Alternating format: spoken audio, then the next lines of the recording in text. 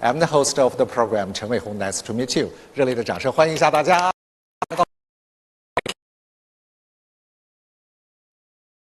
Introduce our panel speakers today. Liang Linchong, Deputy Director General, National Development and Reform Commission. 来自国家发改委司长梁林冲。接下来我们这位非常潇洒帅气的。Next one, Sebastian Kurz, Austria. 来，奥地利的前总理库尔茨先生。来，接下来我们要欢迎的是。Next one, 辛宝安。China. 非常美丽优雅的女士是位教授，Miss Wan Zhe, Professor of Beijing Normal University, Research Fellow of Belt and Road School. 好，欢迎万。Most welcome, Wan Zhe. So let's get started the recording program. So in the interest of time, please be brief when answering. Formally kicking off. So we're going to focus on initiative, which this year marks the 10th anniversary of the launch of this initiative. In the past decade, China has intensified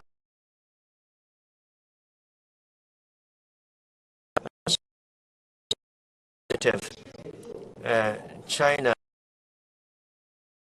with including EU has also intensified.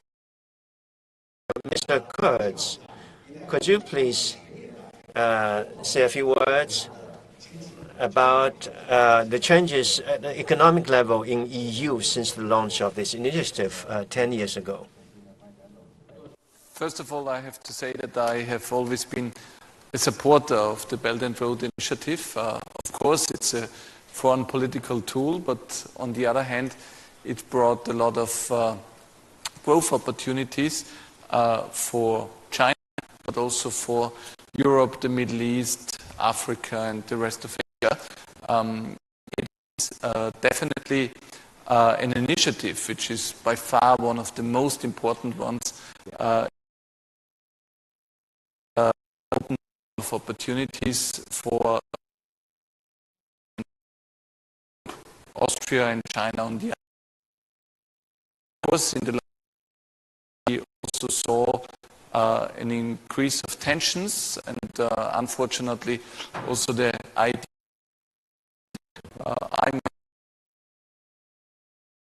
globalization, and so I still don't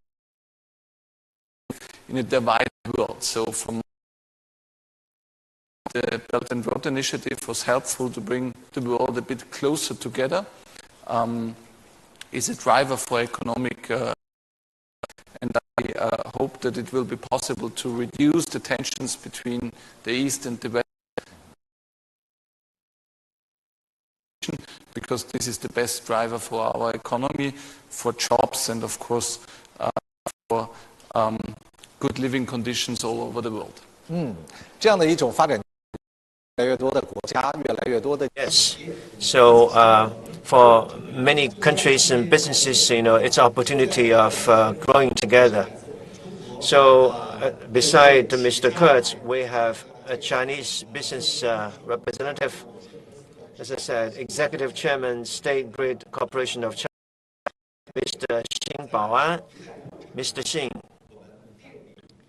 could you say a few words about the role played by the electricity sector in the framework of this Belt and Road Initiative? Yes, this year marks the 10th anniversary of this initiative, and my company has been servicing this initiative actively by investing and operating overseas. We have invested more than 13 networks, for instance, in Brazil, in Bakong Company, and also we invested in its ultra voltage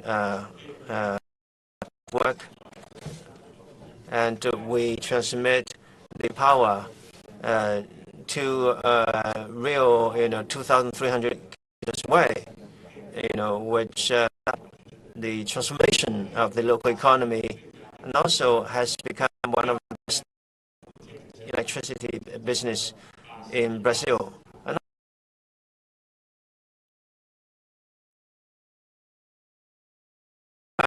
We undertook many electricity.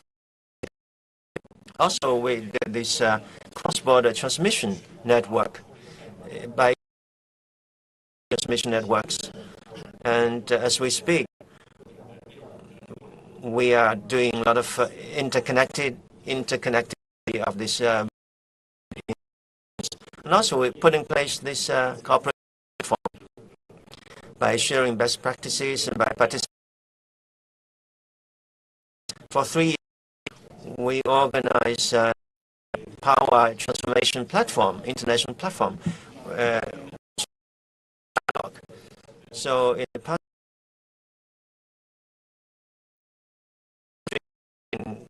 in the countries, we made positive contributions in stimulating the economic growth and improving the livelihood of the people in these countries.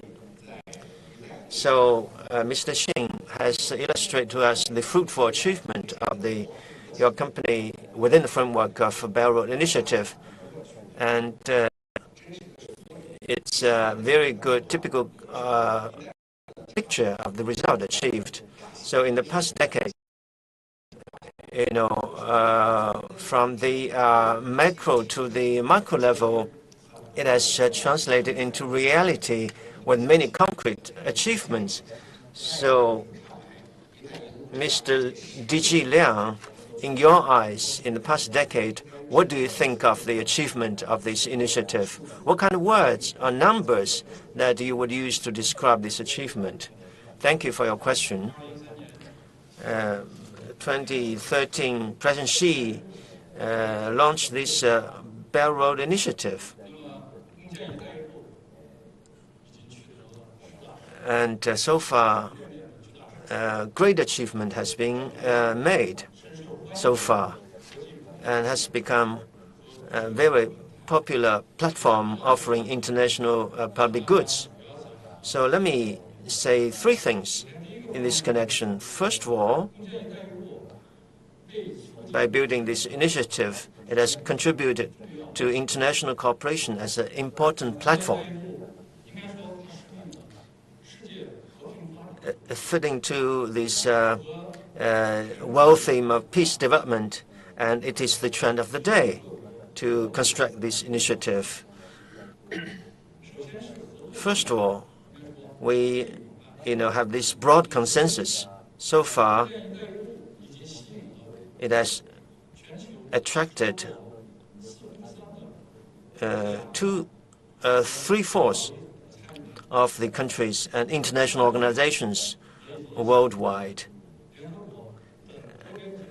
And it has become one of the outcome documents for UN and many international organizations. And also we see expanding areas of cooperation.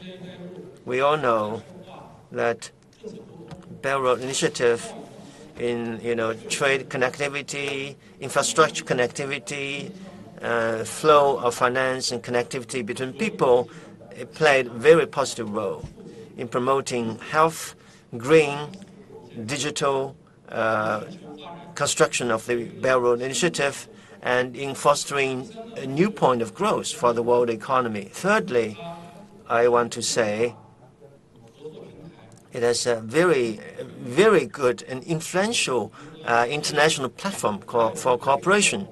We organized 2 Belt Road Initiative high-level forum, which is a very important forum for international dialogue and also a very important avenue for participating in international governance. And this year, China is going to organize the 3rd high-level forum for Belt Road Initiative, in which we're going to summarize our experiences and put in place new blueprint for even greater achievement.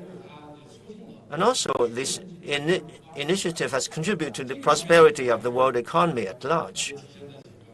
which are reflected in the following ways. Initiative. So, for these countries participating in this initiative, what kind of benefits they have enjoyed, and how much this has enabled their economic growth. First of all, capacity building for interconnectivity. Because of this initiative, we have this 6 corridors and 6 interconnectivity. We built this high-speed rail in Indonesia, and also we improved this trade liberalization level, and also we put in place a lot of infrastructure networks. And also we built a large number of small but beautiful livelihood projects that really have benefited people of that country, of these countries. So together with these countries concerned, we built economic trade zone in third countries, providing more than 400,000 job opportunities. And also, for instance, we, this Lupin workshop, which has become model for training talents in more than 20 other countries. And also, this initiative has been instrumental in addressing many world challenges because it's a very important experimental platform for building this community for shared future. So it has helped dealing with many challenges. For instance, during the pandemic, we come out with the idea of community for health with shared destiny, and has played a very important role in this anti-pandemic endeavor worldwide. I mentioned, all these livelihood projects within the framework of the initiative. It's fair to say that in the past decade, on top of these big infrastructure projects, we also built many hospitals, schools, water supply projects. They not only promote economic growth and generate a lot of jobs, but also improve the livelihood of these people in these countries. I can give you 2 examples. The first is China-Pakistan Economic Corridor, or CPEC. This year also marks the 10th anniversary of CPEC. As of the end of 2022, CPEC created 236,000 jobs, including 155,000 from Pakistan. And we have other projects along CPEC, such as the Friendship Road between the 2 countries, the second phase of Kala-Kunlun Road, and the rail transport system in Lahore, and so on. All these projects have been highly approved by the local community. Moreover, Chinese companies have been very active in Pakistan, investing in and operating clean energy projects in the host country, helping to fill the energy gap in Pakistan. Now these projects provide a third of power in Pakistan. Gwadar Port is another good example. It's becoming a very important hub of logistics service. So CPEC is a major accomplishment of BRI. Another example is China-Lao Railway. It's in operation for just a little over 1 year. Yet we see steady growth in passenger and goods transport. More than 14 million passengers and 21 million tons of goods have been transported via this railroad. It's becoming an artery of people and goods flow between the two countries and in the whole ASEAN region. More importantly, it helps to promote connectivity of the whole region so as to boost economic development and energize local urbanization, tourism, and so on. Laos is working hard on urbanization, and this railway is a catalyst for its urbanization campaign. And meanwhile, it helps to boost tourism, commercial and trade activities, and so on, creating more than 100,000 new jobs.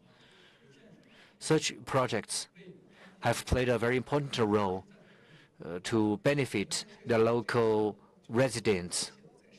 So these projects are taking root across the world, delivering benefits to the local population. BRI is upheld as a very comprehensive mechanism for development, and it has gone beyond our original aspiration for trade or investment. Now that we are more than ever under pressure for economic recovery, what will be the role of BRI? I address this question to Professor Wan.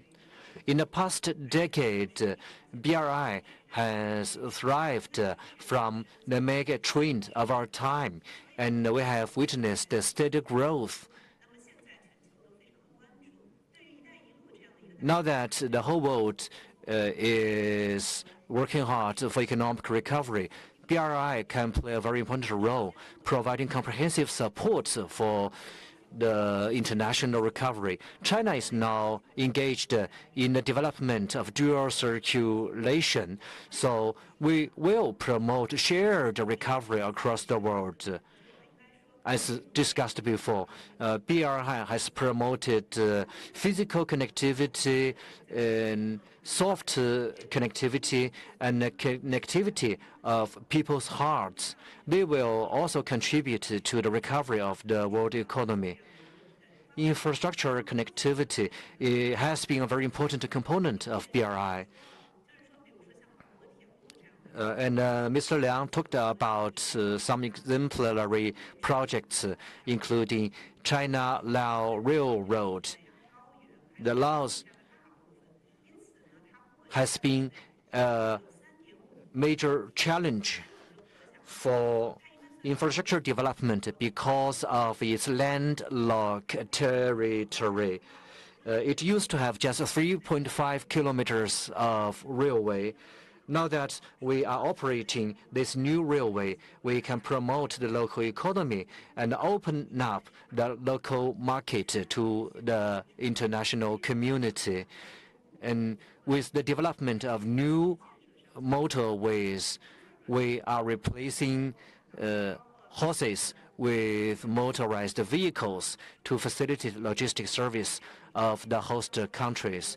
And Mr. Xin from State Grid also talked about the development of new standards for the power sector. For telecom and the new energy, China is also taking the lead to develop new technologies and disseminate our know-how to BRI countries, so that they can also benefit from technical advancement. And the third dimension is about connectivity of people's heart. This heart-to-heart connection is very important, laying the groundwork for recovery across the world. China advocates prosperity for all, and this philosophy has played a very important role in China's efforts to eradicate poverty in China. Many BRI countries are also underdeveloped countries or regions. So we have been studying how to better benefit the population of these countries. We hope to help them benefit from globalization, and we hope to promote their capabilities so that they will become contributors to globalization.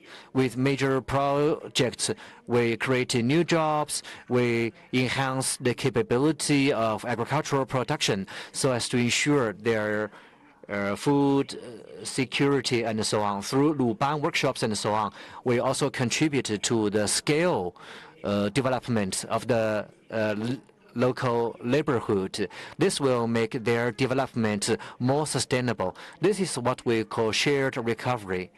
And through China's low-carbon development, we can make the world recovery greener. Green is the defining color of BRI. And in this context, we also want to make infrastructure development and development philosophy greener, so that green philosophy can be integrated into BRI projects across.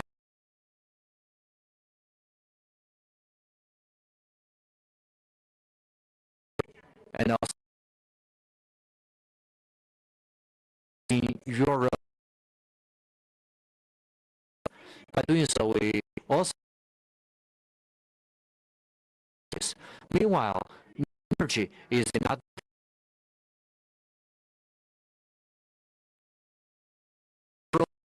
With digital empowerment, we can make the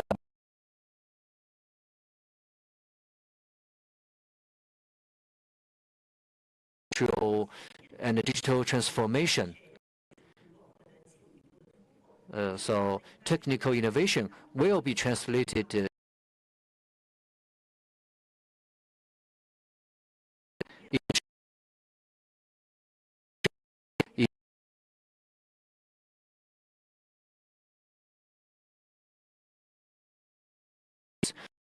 accelerate their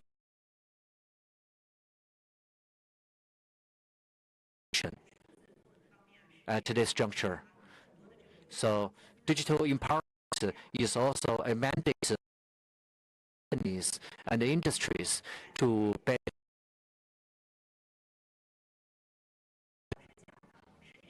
So as discussed by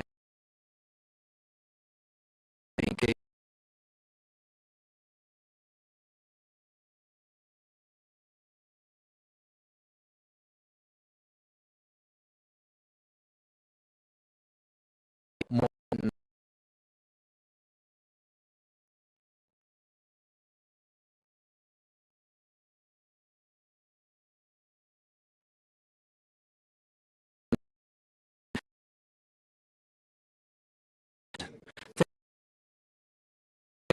And we also have with us Madam Sekai from Zimbabwe, Minister of Industry and Commerce. Madam Sekai, please give us some description about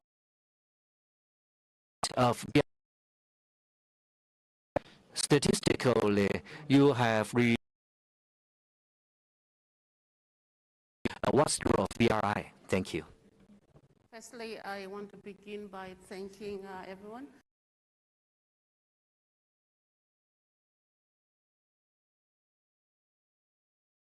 Basically, acknowledging the relationship between Zimbabwe and China.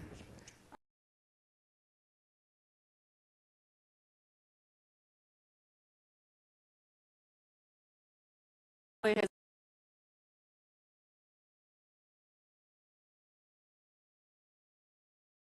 a lot to do with Chinese investment.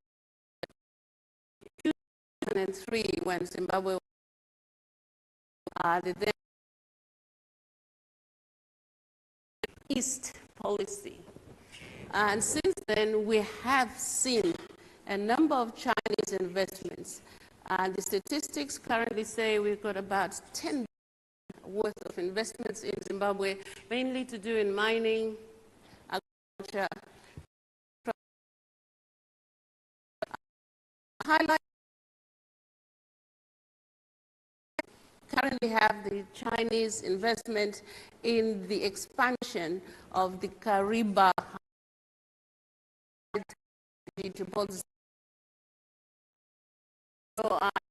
expand Chinese investments to key energy powers in Wange 7.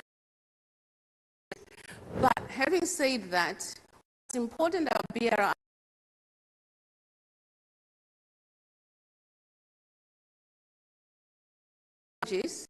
is number one, logistics, and secondly, the energy part. But what's really important is that it will facilitate trade and investment, not just in Zimbabwe, but within the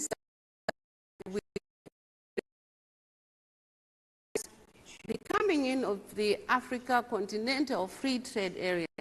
We also facilitated by BRA when it comes in. It currently has the National Development Strategy 1, and our key focus is on value addition. Historically, we have been exporting materials of chrome, agricultural produce, which we still do. On the one hand, we have the opportunities of exporting crops such as avocados, soya, fresh fruit, China. But what remains is that we need free movement of goods and services. So very much to Zimbabweans as a whole. Recognize the need for regional connectivity and also regional, and above all else, what you said, that is an area of focus for us. Development, shared knowledge, and also capacity building. That is already happening between Zimbabwe and China. But where we are going now is to look at how best we can have the ease of doing business between China and Zimbabwe through the BRI. 好，谢谢。刚才您提到了很多的。Thank you for.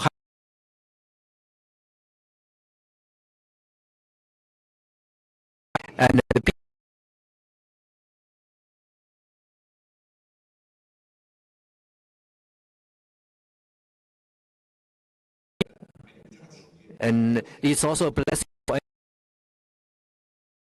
to fully assume their want to address the question for BRI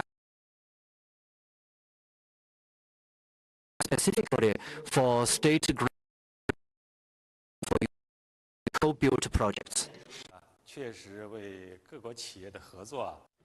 Yes, the BRI created limitless opportunities for Chinese businesses.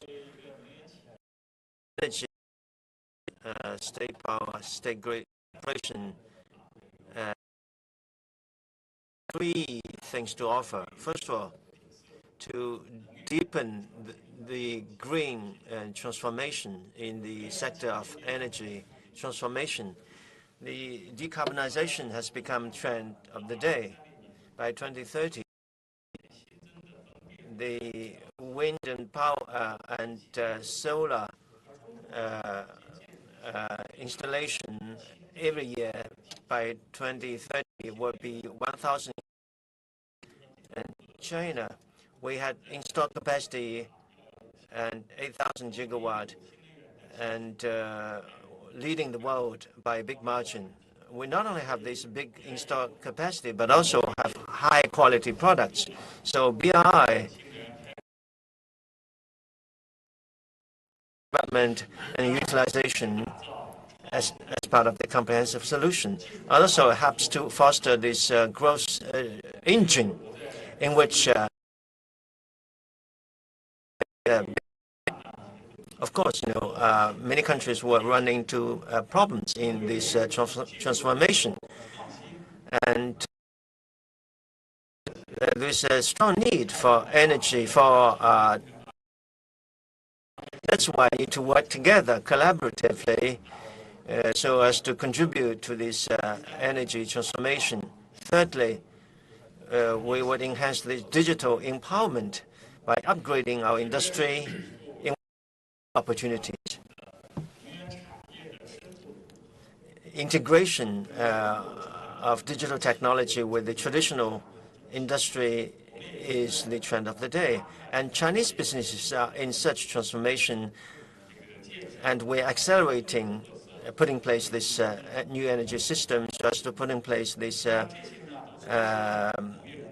Chinese businesses that will lead the world, and that will create new business models and new business modalities, which will further act as enabler for the upgrade of the industries of other countries. Thank you. You talk about these infrastructures, big investment for green industry. So green is the catchword, is the buzzword, and it's the most striking color. For each and every country of within this BRI, it is our common objective. So, Mr. Kurtz, could you share with us what are the areas or green sectors that you could work together with China in this area? First of all, I think that every increase of connectivity and infrastructure is bringing the world together and is in general a huge driver for economic growth. But as you said correctly, I think that the Belt and Road Initiative can also be a good platform for areas where we have to work together globally and where we can only be successful if we are united. So the green transformation, the fight against climate change is definitely something where I think the Belt and Road Initiative can play an important role in order to achieve our goals. When it comes to economic cooperation in this area, I think that especially the transformation to electric vehicles is something where Europe and China have to work together.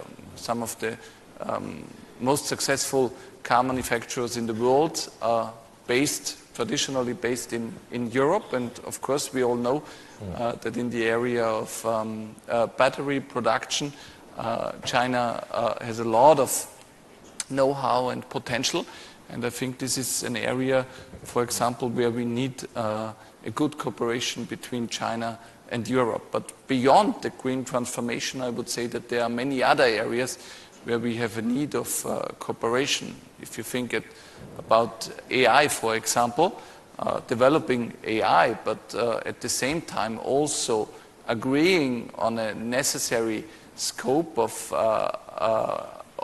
regulation is something which cannot be done in the US or in Europe or China alone. It is something where we have to cooperate and work united.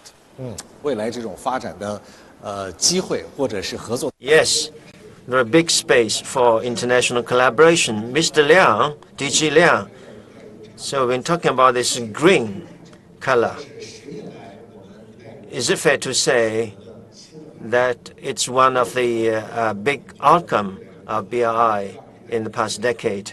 Going forward, how could we further improve the quality of collaboration for BRI projects? High quality development and green are two dimensions or philosophies that are associated with the BRI. So going forward, how to further improve the quality of the construction of BRI? Let me cite what is said. Let me quote President Xi's remarks. The fundamental starting point for BRI is to explore the possibility, new modalities for all the countries to work together with concerted efforts to build and to work on happiness for the whole world. So we were based on this principle of co-construction and contribution sharing, benefit sharing, and spirit of openness to pursue high quality, to put in place projects that benefit the livelihood of the people. So let me emphasize three points. First of all, the connectivity of infrastructure. That's the first point. We are going to further deepen this interconnection by focusing on these infrastructure projects. And also especially to raise this, China-Europe railway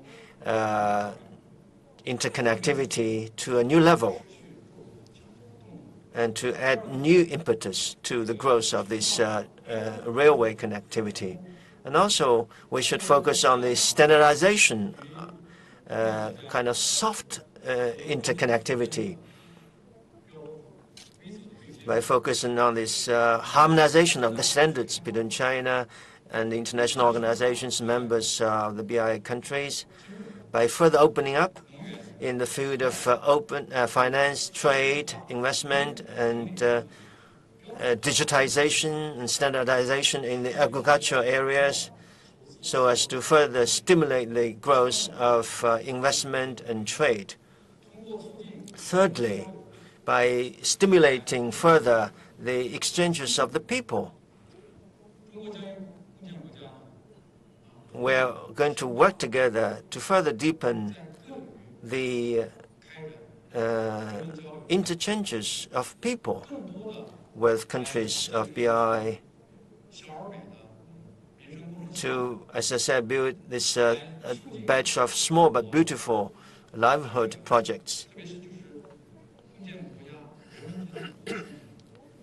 So as to build this connectivity between the minds of the people. So all these are very good blueprint in which the green color is most striking. So, Mr. Xing, you're dealing with this green energy all the time. We can see that the China's investment in this sector, in these countries, is far exceeding the investment in traditional areas. And also 70% of the solar and 60% of the wind solar capacity are from China. So there are many projects in these areas. So let me ask you, what are the low-carbon green technology from China that could benefit all these countries of BRI initiative? Yes, green development is very important work of common concern, in which the clean energy and its transformation is the most important one. So we encourage the electrification based on this clean power, because electricity is a highly efficient, clean power. So as an innovative business, we are very good in the astral voltage system as well as the operation of the grid. So we're willing to contribute to the sustainable development and transformation of the energy sector. For instance, the advanced remote large volume transmission technology represented by this ultra voltage technology, and also this large-scale new energy grid technology, and also the smart grid technology, all very typical technologies that China could offer in this regard. For instance, the wind technology and PV technologies are very strong, from China, and also our expertise in running hydropower stations, and also our storage capacity technologies are also very strong, from China, and also our very advanced electric equipment are also state-of-the-art. So China has got much to offer, both in terms of the technologies, equipment, and solutions to the rest of the world. At the national level,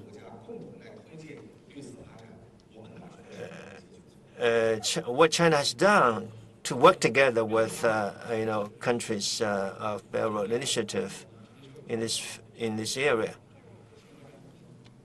Based on our new philosophy, we always encourage the development of this green development, and we have incorporated this concept into every aspect of Belt Road Initiative, and with positive achievements.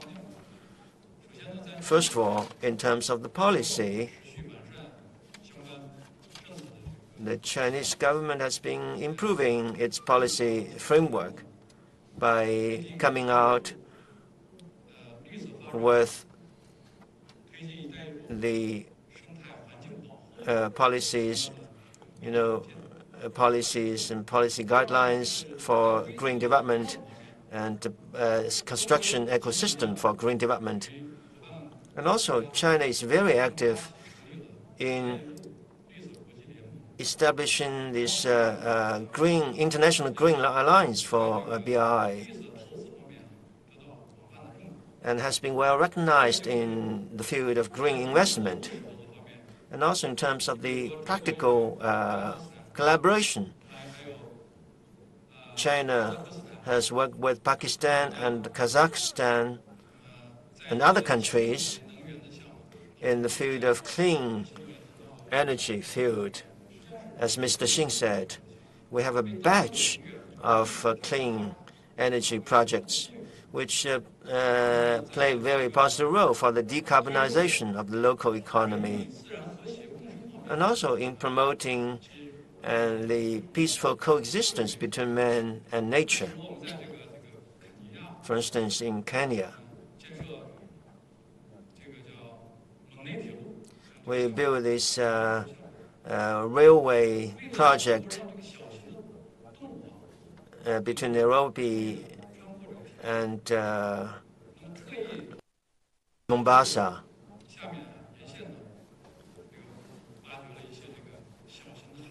And we dig some small-scale tunnel along the railway, which will allow the passage of animals, small animals, to pass through the railway. What about the large animals? We also constructed special passage, which could be as high as 6.5 meters high, which will allow the zebra to pass. Because migration of animals are very frequent, so that's kind of also protection for nature, which also is a very good example of this green development and special care for animals. Going forward, we will work with BRI countries to step up cooperation to combat climate.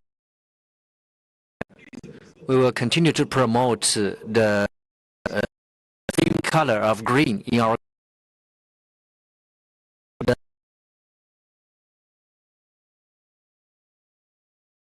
for those countries dedicated experience Zimbabwe.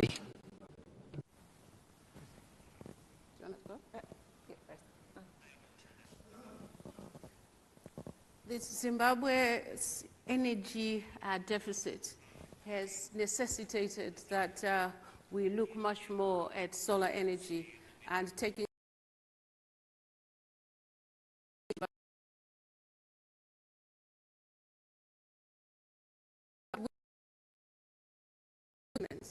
in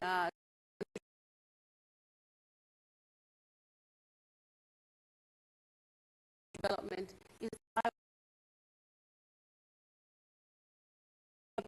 We used to use windmills, but over the years something happened. But we are looking at the exploration exploration through research and development, emissions through the use of. 我们来听听奥地利。How about Austria? How do you encourage the companies to promote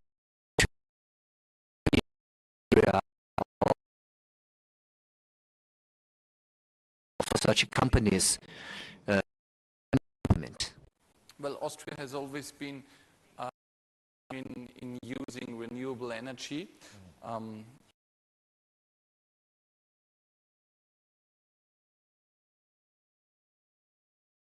Renewable energy has always played a very with now the transition to electric vehicles, there will be more and more need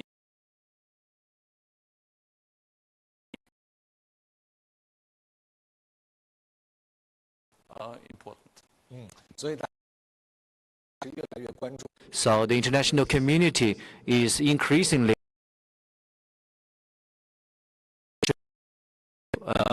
enterprises. USG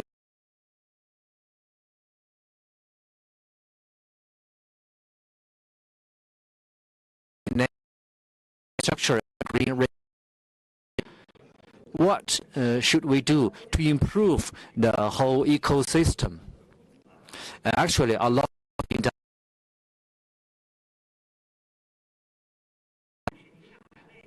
is compiling a master plan to promote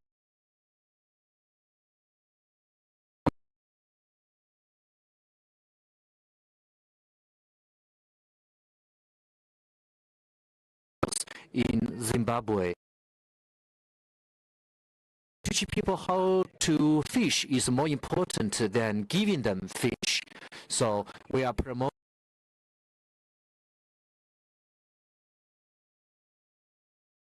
for green transformation with UNDP for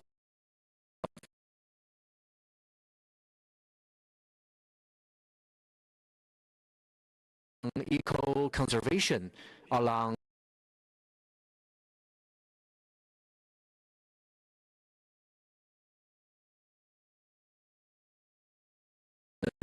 plan for green transformation launched for partnership on green development of Belt and Road. For the technologies of China have also provided formation of PRIs. Mr. Xing also talked in green. We have also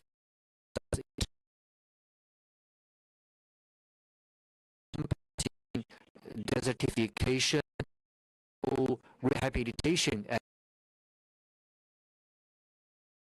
two-way exchange program. China is and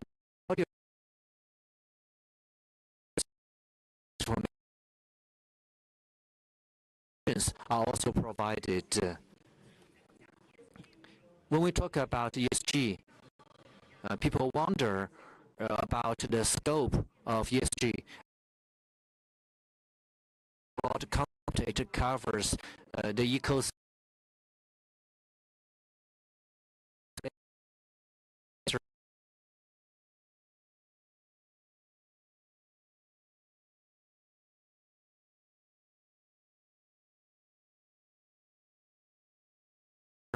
Solutions. Just now we also talked about.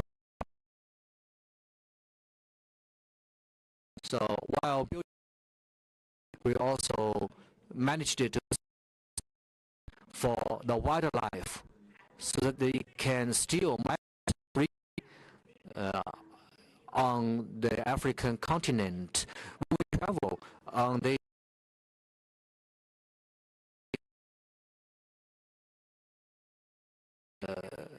gorillas, baboons, and so on. Another project is also a good example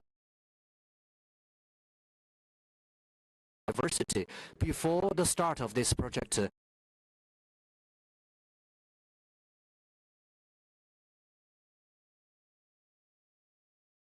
in project terminal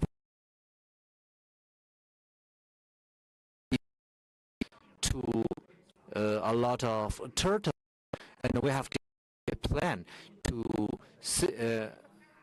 protect the wild. And small turtles have been hatched in this project.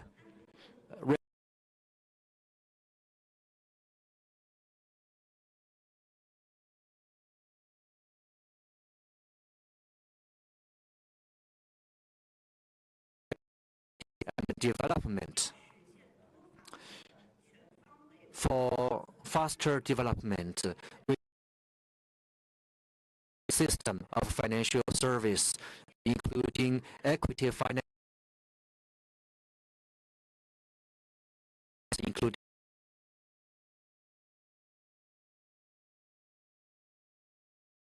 should be more aligned financial services. Many BR have been conducted through third-party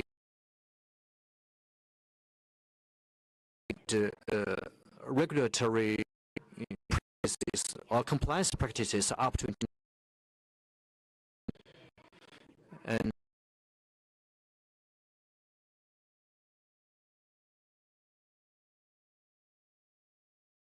integrated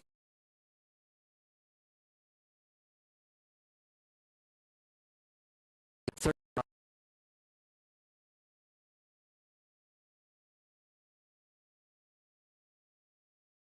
projects. That being said, there are also concerns about BR.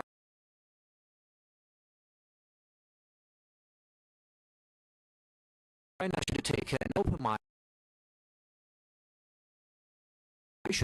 We will justify. So, Central Bank of China is advocating new standards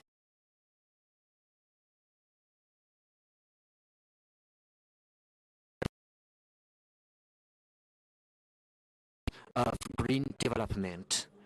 So we need to take a mindset.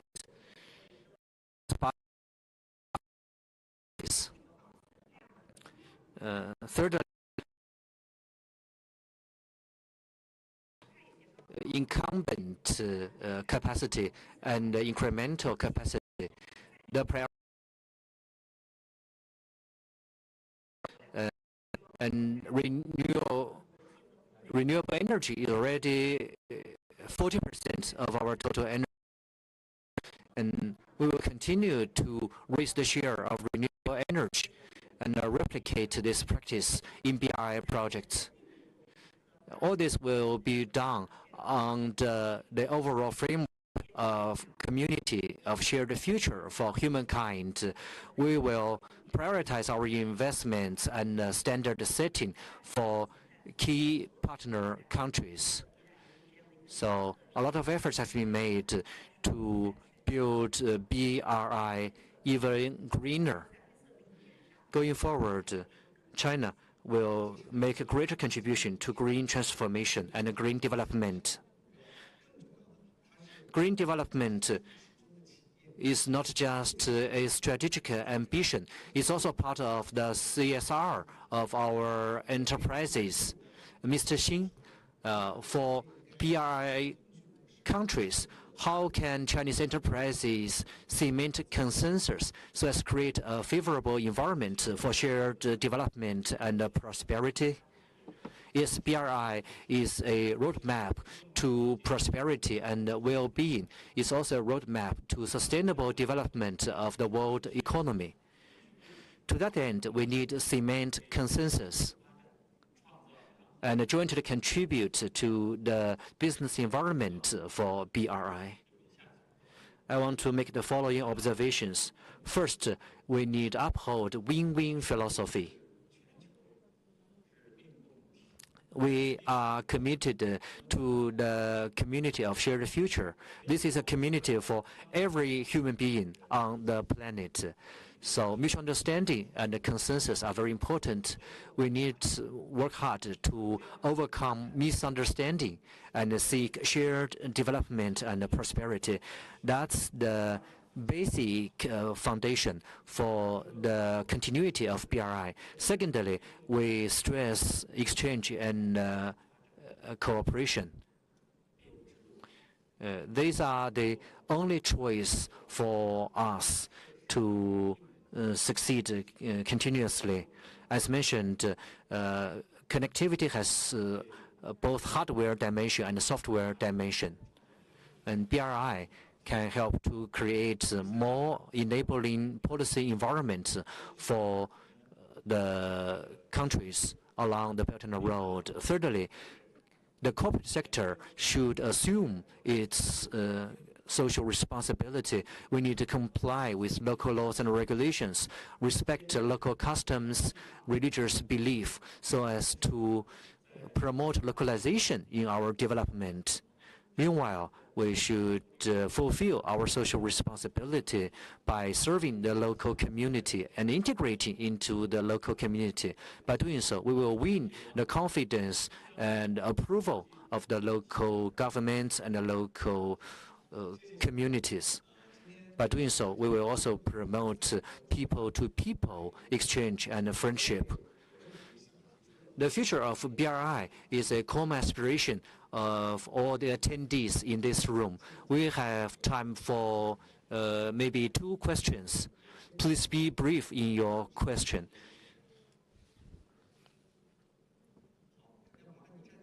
Please stand up to raise the question. I'm from South China Urban News. My question is addressed to Mr. Xin of the State Grid. China is advocating green transformation of BRI. What's the response from other countries? If there are noises, how to respond to unwelcome voices? After 10 years of development, BRI has gained traction and a strong consensus across the world. Of course, along this journey, we have some noises and frictions. We should be patient in communication exchange, and we seek common ground despite difference. That's the traditional wisdom of Chinese culture. Through wide consultation, joint contribution, and shared benefits, we will further facilitate shared development of BRI countries. This lady in the middle.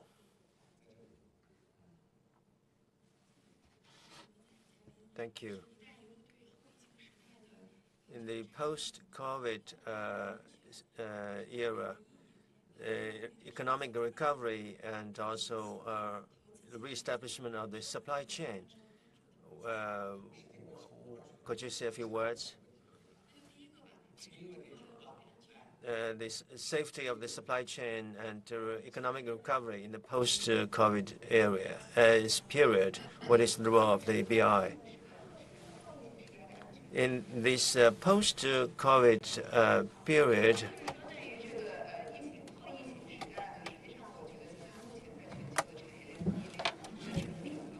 the reestablishment of the supply chain, economic recovery, we see a lot of changes, especially bearing in mind this, Ukrainian-Russian conflict.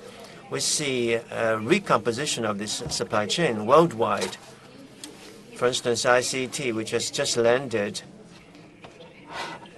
is one of the efforts for making of the international rules for trade, of course, with new dimensions. So BRI means more opportunities for all of us, which is a platform for us to recomposition of this supply chain. And also, it reminds us that all these post-Second War rules, which are being challenged, will be taking on new dimensions. And as international platform for new international collaboration with new mindset, it could be very important.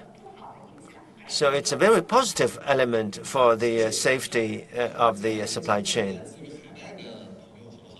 Could we ask our overseas friends to raise questions? So we're having the last question from the floor. Could you please stand up? For the distinguished panels for their inputs. I'm from Sri Lanka. We have the BRI in Sri Lanka. We have great success in the highway projects in Sri Lanka. We never had a highway in Sri Lanka, and thanks to the BRI, we have a highway. My question is, in the ancient days, you had India in the maritime Silk Road. India was part of the Silk Road, but India is not there in the Belt and Road now. How do you, since you're talking about the future of the Belt and Road, how do you bring the largest population in the world, India, into the Belt and Road? How do you bring a synergy? Do you have a synergy to bring India into the Belt and Road? Thank you. That's a very difficult question. Mr. Kurz, you are the youngest politician in Europe. Could you say a few words about that, about this most difficult question? It's a difficult question, and it's definitely not a question for a European to answer. I'm not sure who is the Chinese representative on the podium who would like to take the question. You are the right one, I think. You are the right one to answer this question, yeah. So I think, sir, that nobody wants to answer the question is probably an answer.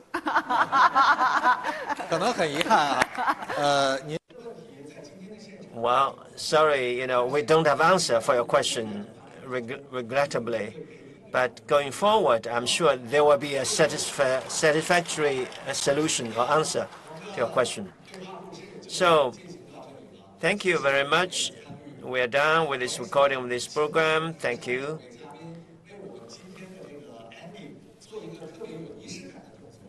Let me invite panelists to make a very meaningful gesture together, because let's still remain seated. Please remain seated, but just shake hands together. We have traveled 10 years for this initiative, and we are looking forward to the future for more understanding, more collaboration. We are going to have a bright future for that. Thank you very much.